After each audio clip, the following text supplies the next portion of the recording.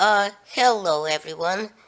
I am Crawlers and today, though I do not have the preloaded Star Wars Battlefront 2 game, nor do I actually own a copy. This is still beta footage. Um, but you know, if you, I'd like to make a video on the game, so this footage seems appropriate. Now I am waiting for the people to play it a little bit before if I decide to buy it, but you know, if you wanted to contribute to the cause, who am I to disagree with the will of the people? There's always a support this channel button on my channel for anyone of the capitalist persuasion. Anyway, you know, outside Star Wars Battlefront 2. Um, I just want to make it perfectly clear, I am not sponsored by anyone, EA or otherwise, you know, for making this or other videos. So, well, let's see what happened here from the start, because it is a doozy and super duper convoluted and needlessly complicated. Now, big websites and you know, Reddit absolutely went nuts, and not just the game subreddit, the Star Wars Battlefront game subreddit. Um, Defaults like, you know, our gaming, they started posting memes about it, you know, even going so far as to suggest that the ESRB should include a rating in its games from now on that denotes the ones with loot crates as gambling. But you know, because well, let's be honest here, they are gambling. You can spend, you know, a ton of real world money on buying these shitty currencies or crystals, as they call them in Star Wars Battlefront 2, hoping to, you know, get something epic, but then find out you've unlocked a purple colored mist fart skin for Chewbacca. Now, side note, the ESRB is an ESA thing, or the Entertainment Software Association, which, yes, EA is a part of, among others, obviously. So, you know, a lot of money exchanging hands here. Well, whatever it is, I wanted to go over the system with you guys and maybe say some things here in this video that you won't necessarily like, you know, because there seems to be a lot of info on YouTube right now, and it's, you know, it's way too popular to jump on the bandwagon of bashing EA, you know, for including loot crates, and that most people don't seem to understand how they work anyway. So, for example, a month ago, this was the bashing scene from the top, you know, gaming channels, even some non-gaming channels on YouTube, you know, the big name YouTubers. So you can see the list. They have a very wide audience, and it's just that they make these videos, and maybe they're not entirely, you know, um, informed. They're just jumping. I'm not gonna say they're not informed, but they're jumping too quickly on the EA bashing bandwagon. Whereas maybe there is more to this, is what I'm saying, that you need to think about before you jump to conclusions. Now, I will say that it is a bad system. I will agree with that, and I think it is um, deliberately deceiving, you know, on EA's part, especially considering the target audience for the game. You know, it's made deliberately confusing. And while Star Wars Battlefront 2 is by far not the first game to incorporate, you know, loot crates in and real world currency into its gameplay. Hell, even for an EA game, this isn't new. Well, Battlefield games have been doing it for a while now, where you can buy battle packs and shortcut kits for actual, real world money. But the thing is, when releasing shortcut kits for Battlefield 4, for example, DICE waited a little bit to give us mortal folks a chance to, level up just playing the game. So anyone coming in with a wad of cash, hint mostly YouTubers who are sucking the Kool-Aid out of EA's cock, wouldn't be able to ruin, Bambi's on day one just by playing with better guns because they paid for them. Now, the problem with all these crystals and credits and loot crates is paying for things in game like this must not be modeled after these so-called free-to-play games like World of Warships, because you must be able to get these things through regular gameplay in a reasonable amount of time. And I think that's the operative word here, reasonable. If you need, to grind for 3 months to unlock a single hero in the game, that's just ridiculous because, by then the player base will be gone and it's just not uh, not fun at all because most people will be playing Battlefield 2018 anyway. So, okay, let's go to the actual gameplay now. So, the in-game credit system is obviously very convoluted, and this is done on purpose. There are three separate currencies a la so-called free-to-play games, uh, World of Warships, and other World of whatever games, because after all, when you make these things as confusing as you can, an average 14-year-old isn't gonna catch on to this and why this is. Obviously, the answer is money. That wasn't very hard to come up with, but EA didn't get to be the shittiest company in America a couple of times in a row, I think, because they're giving away free games. Now, unsurprisingly, this is basic psychology.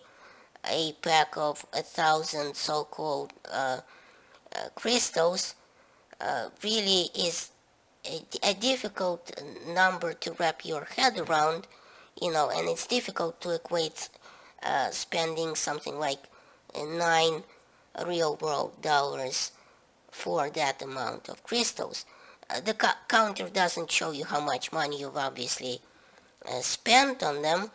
It shows you that number times 100 because, similar to doubloons in World of Warships, for for any kid with his mother's credit card, this isn't a problem. But, when he sees only $9 for 1,000 crystals, that's, what a bargain. I'm getting 1,000 crystals here. This is a deal. But you need to consider that when you need to spend $90 to get 12,000 crystals, well, then it becomes a problem in a hurry because, you've already paid $60 for the game, and in something like World of Warships, the game itself is free, even if that's just a buzzword. So this game includes three currencies, as I said, further making the system more difficult to understand. Um, these are credits which you get by playing, much like points at the end of a Battlefield round. You can use these Republic credits to get loot crates or unlock the several heroes in game, which are this is yet another point of heated discussion and quite confusing as to why EA wanted to do it this way, what they did was they locked a couple of heroes behind obscenely high credit purchases, something like 60,000 credits, even in Heroes versus Villains game mode. So to get someone like Darth Vader, you will need to hoard a ton of credits, which is quite a bit for an average player. It's something like several hundred rounds. So this is a good or bad thing depending on how you look at it. I really don't see this as being too good of a thing. I honestly don't think they should have, put the uh, price of credits so high. I think they need to lower it quite a bit because most players will need to grind, a couple of months just to unlock Darth Vader, and obviously there are others. So the other currency is the crystals, which are a currency you can pay for with real world money. These can also be used to buy loot crates, and well, then you have crafting parts. Now crafting parts are used to craft or build or upgrade a star card to the next level, making it even epic. Now crafting parts can't be bought. They come from daily mission achievements or single player or multiplayer or arcade milestones or selling duplicate star cards. Or it was supposed to be that way. Actually, right now it seems to be borked, probably because something got lost in translation between EA and DICE, simply because there are so many confusing currencies. Selling duplicate star cards seems to give you credits, not crafting parts right now, which is what EA said in an official statement. And actually, if you think about it, this isn't strictly saying a bad deal. Yes, you do need a crap ton of these crafting parts to build a card, but you get these by playing the game, the crafting parts. So, put your pitchforks down for a second, and if you can, listen to the end of this video. Now, crafting material can be used to create 4 variants of each star card, which is the common, which is denoted by the white square, the uncommon, green, the rare, which is blue, and the epic, which is purple, I guess. But having crafting material isn't enough.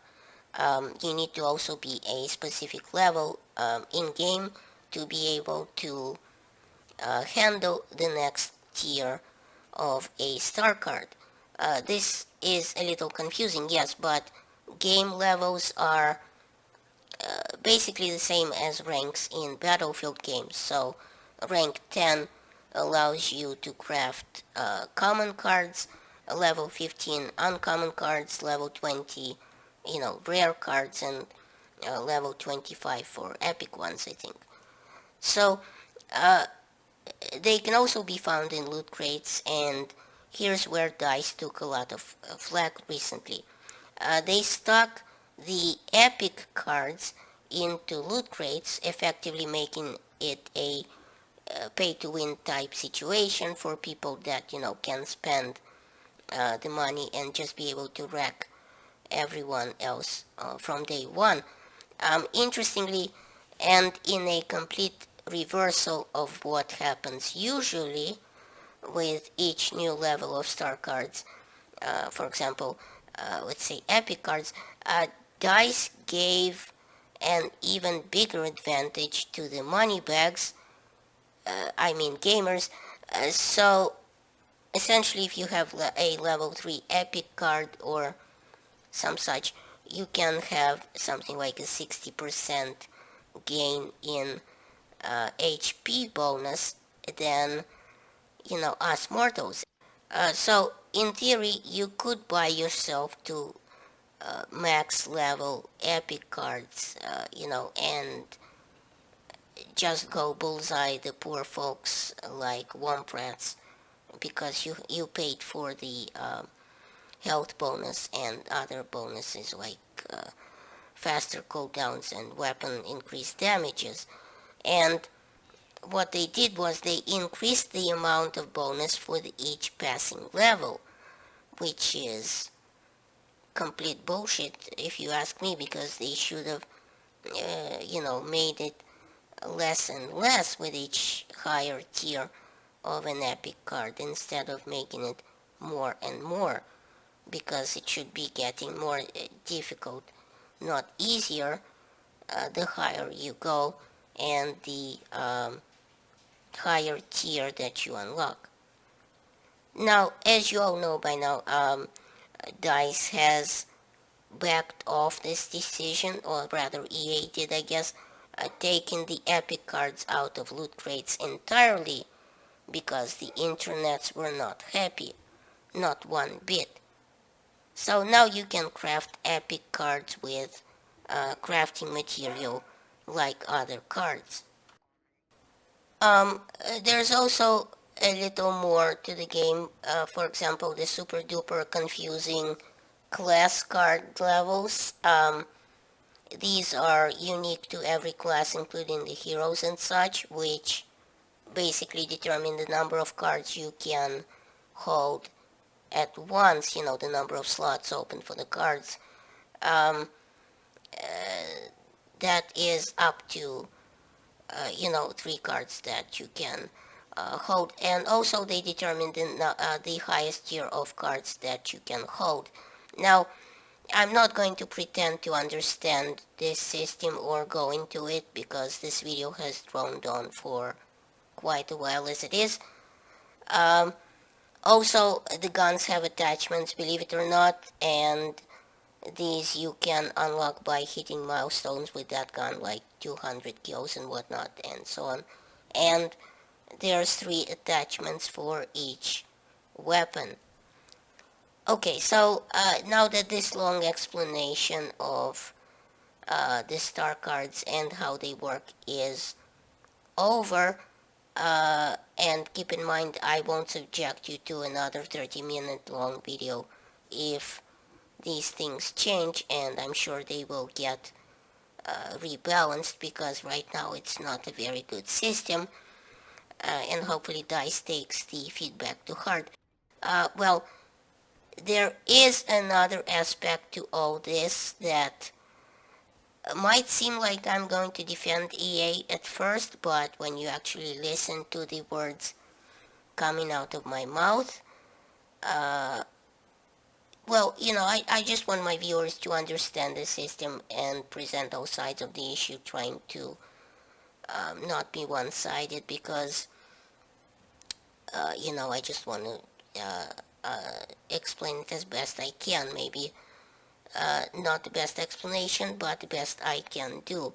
And I am most certainly not being paid or sponsored in any way, as I said, by EA or anyone else. So, here you go, take this as you will. Basically, a AAA title is supremely expensive to make. EA has to basically, well, they have promised to give us free DLC for Star Wars Battlefront 2, which has the benefit of not splitting the player base, at least for that particular reason only. It might get split anyway because of, loot crates, but at least the DLC will be, for everyone. Another thing here is that this is, and this is a big one, a Star Wars Battlefront 2 has a single-player campaign, and these are unbelievably expensive and time-consuming to make. These might take years to perfect the story, script, animations, and so on and so forth. And now we come to the big one, voice talent. Now, you see, voice talents, especially for the Star Wars franchise, is, well, by now iconic. So, to license these and other things from Disney must have run EA a pretty penny. Not to mention the graphics and, sounds of this game, which are light years, pun intended, away from the previous one. Obviously, EA is a business and it has to make money somewhere. If it isn't selling the DLCs like in the Battlefield games, it's going to gouge the players in some other ways. This might seem evil to you and even disgusting from the outside, and maybe they have crossed the line here, and it will definitely need to be rebalanced. As I said, I hope DICE understands that this was not a good thing for them to do. But in the end, you have to use your own head, which isn't just a head rack, and decide for yourself, is the game fun enough uh, for you to play, basically, if you want to pay for it and get free DLCs, or are you going to give EA none of your money? I mean, I know it's extremely popular to bash EA right now online on YouTube. In every article there is. Um, every gaming and non-gaming outlet seems to be getting in on it, but on the act. But in the end, you have to see the problem from every angle, I think. And hey, if you decide it's still a punch in the dick system and decide to vote with your wallet, or wait until the game is on in the discount bin at your local Walmart, then that's fine too. So think for yourselves, don't be sheep. So thanks for watching. Please rate and share this video as it helps my channel grow. And remember, in Soviet Russia, YouTube subscribes you.